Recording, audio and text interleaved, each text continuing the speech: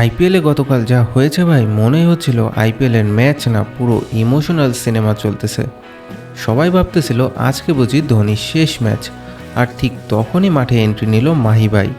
পুরো স্টেডিয়াম এমন চিৎকার দিছে, মনেই হচ্ছিল চেন্নাই না, ধোনির নিজের বাড়ির উঠান। এই সিজনে প্রথমবার দলের সঙ্গে সফর, মাঠে ফটোশ্যুট, শীতার্থদের পাশে দাঁড়ানো, সব দেখে ফ্যানদের মাথায় একটাই প্রশ্ন, ধোনি ভাই তুমি কি সত্যি বিদায় নিতে যাচ্ছ? কিন্তু ভাই, সিনেমার হিরো মাঠে থাকলেও চেন্নাইয়ের ব্যাটাররা যেন স্ক্রিপ্ট ভুলে গেছে। 180 রান করেও হায়দ্রাবাদকে আটকাতে পারল না।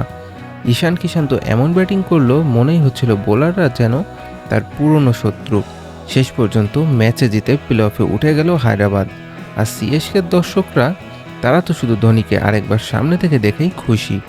এখন প্রশ্ন একটাই, হলুদ জার্সিতে কি ধোনিকে আমরা আবার দেখতে পাবো, নাকি এটাই ছিল শেষবার?